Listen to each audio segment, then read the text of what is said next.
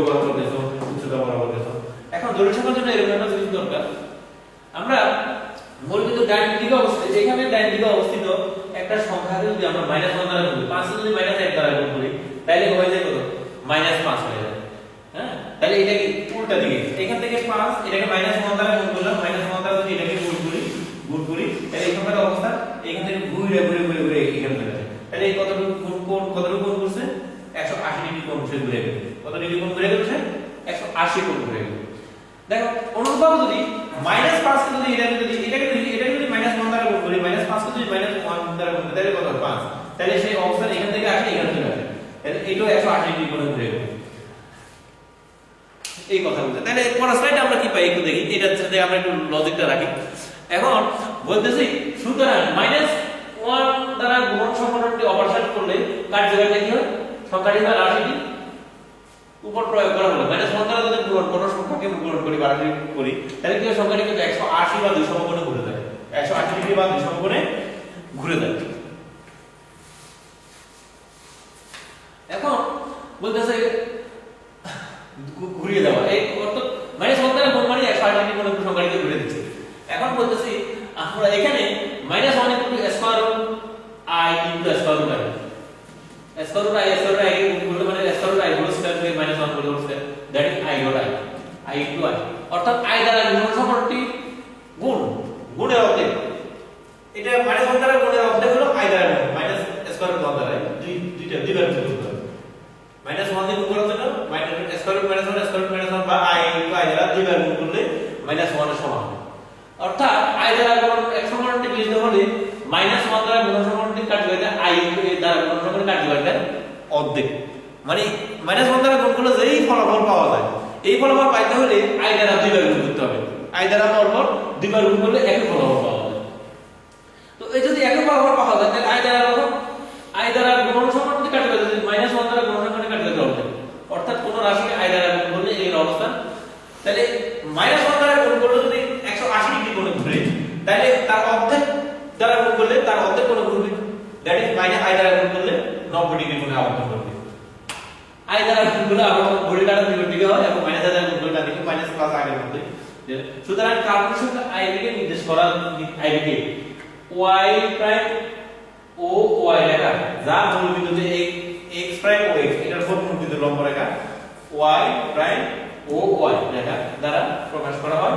b > 0 হলে i বিন্দুটি উপরের দিকে হয়, মূলবিন্দুর উপরের দিকে হয়। যদি b > হয় i বিন্দুটি রেখা মূলবিন্দুর নিচে হবে, এটা নিচে হবে, i নিচে হবে, যদি এটা নেগেটিভ -i দিকে।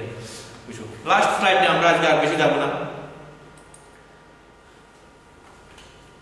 এইভাবে সকল কাল্পনিক সংখ্যা নির্দেশ করার জন্য x ও এটা বলতে এই রেখা, তাহলে কাল্পনিক সংখ্যা রেখা, তাহলে আমরা এর আগে দিকে দেখেছিলাম কি? দেখো খুব ছোট একটু, আমরা এখন এইটাকে আমরা বলেছিলাম বাস্তব সংখ্যা রেখা। তাহলে এইটাকে এখন আমরা বলি এই সংখ্যা রেখার উপর i দেওয়া যাবে, রাশি আছে এটার উপর প্রকাশ করা যাবে, তাহলে আমরা এটাকে এখন বলি কাল্পনিক সংখ্যা রেখা। কাল্পনিক সংখ্যা রেখা, গুড।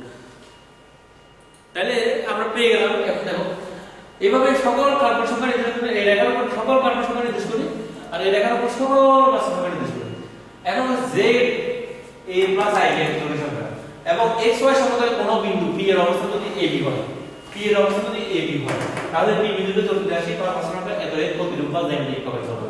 তাহলে বলতেছে দেখো এই আমরা আগে দেখেছিলাম এই দৈর্ঘ্য a আর এই দৈর্ঘ্য b, এখান থেকে b পরিমাপ দিলে এই দৈর্ঘ্যটা পাই আমরা, এই বিন্দু স্থানাঙ্ক পাই a, b।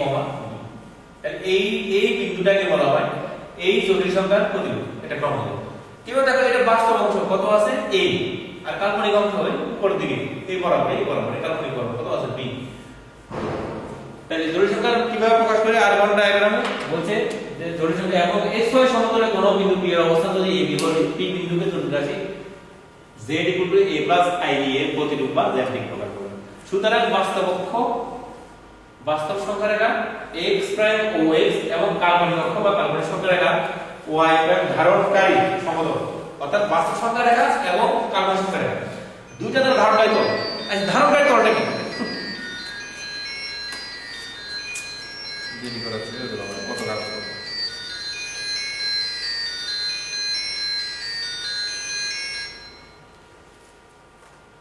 অর্থাৎ সুতরাং বাস্তব কক্ষ ও কাল্পনিক কক্ষ ধারণ করে বলতে এই লেখা একটা ছোট্ট একটা एग्जांपल দিই। ধরো আমরা একটা দেয়াল বানাবো, দেয়াল বানাতে কি লাগে? ধরো এই একটা রেখা এই দুইটা রেখা আমরা আছে, এটার উপর যদি আমরা একটা কাগজ বিছিয়ে দিই তাহলে একটা ওয়াল হয়ে গেল। তাহলে ওয়াল এই ওয়ালটা আছে দুইটা অক্ষর পর এই একটা ওয়াল আছে, এই বরাবর একটা রেখা, এই বরাবর একটা রেখা, দুইটা বাঁশ খাড়া করে দিলে তারপর একটা পর্দা ঝুলিয়ে দিলাম, এটা দেয়াল, একটা স্মুথ দেয়ালকে বলি আমরা একটা সমতল। তাহলে এইভাবে দেখো এইভাবে দেয়াল হতে পারে, এইভাবে দেয়াল হতে পারে। এখন সমতল এখানে এইভাবে একটা আছে আর একটা এইভাবে আছে, এই দুইটার লেভেলে আমরা যদি এখান থেকে কাপড়টা ঝুলিয়ে দিই, যে স্মুথ দেয়ালটা হবে এটা বলা হয় xy সমতল, এটা হলো x অক্ষ, এটা হলো y অক্ষ, xy সমতল আমরা এটাকে বলি। সংখ্যাসমূহ চিত্রিত এরপর হচ্ছে এই সমতলে যে সকল বাস্তব এই জটিল সংখ্যা বা জটিল রাশিকে চিত্রিত করা, সমতলকে z প্লেন। এখন তখন এটাকে যদি আমরা এই x অক্ষ y অক্ষ বলবো, যদি আমরা জ্যামিতিক কোণবিন্দুর অবস্থান নির্দেশ করি, আর যদি এটাকে আমরা জটিল সংখ্যা প্রকাশ করি এই প্লেনে, তখন এটাকে বলা হবে কাল্পনিক সংখ্যা সমতল অথবা z প্লেন, এটাকে বলা হয় z প্লেন, z সমতল বা z প্লেন। আর জ্যামিতিক উপায়ে জটিল সংখ্যা প্রকাশের এই পদ্ধতিকে আরগন ডায়াগ্রাম বলা হয়। এই সিস্টেমটাকে বলা হয় আরগন নামক এক গণিতবিদ প্রথম এইভাবে জটিল সংখ্যা প্রকাশ করার যে পদ্ধতি উনি দেখিয়ে দিয়েছিলেন আমাদেরকে, তো ওনার নাম এই সিস্টেমটাকে বলা হয় আরগন ডায়াগ্রাম। আমার ক্লাসটা শেষ, আমরা খুব একটা যাচ্ছি না।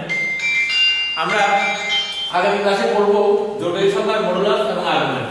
আমরা একটু স্লাইডটা তোমরা দেখে রাখো, একটু কি লিখছি একটু দেখে রাখবে। আমরা ক্লাসটা আজ এখানে শেষ করলাম, আমরা আর বেশি কিছু যাচ্ছি না, ক্লাস শেষ করি। তোমাদেরকে বলেছিলাম দেখো তোমরা স্লাইডগুলো পড়ো, পড়ে মন্তব্য করো, স্লাইডগুলো পড়ো, পড়ে মন্তব্য করো। আমরা আগামী দিন দেখাই দেব আমরা কি কি করতে পারি আর কি করতে পারি। আমরা এই স্লাইডটা নেক্সট ক্লাস শুরু করব, ছবিটা এই ছবিটা দিয়ে নেক্সট ক্লাস শুরু হবে। এখান থেকে আমরা কাজটা পুরো মনে রাখবো, আমার ভুল হলে তোমরা ব্রেক দিবে। আমরা একটু এই স্লাইডটা চলে যাই আমরা।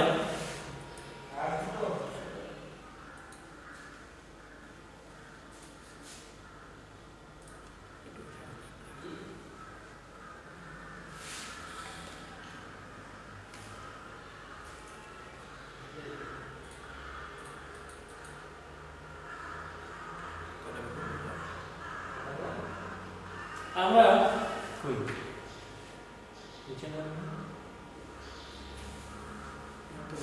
নিচে না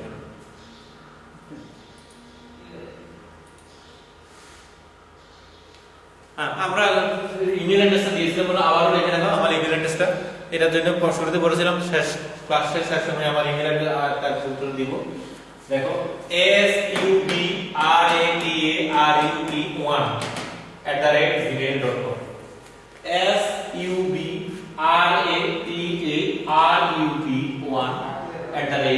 subratarut1@gmail.com।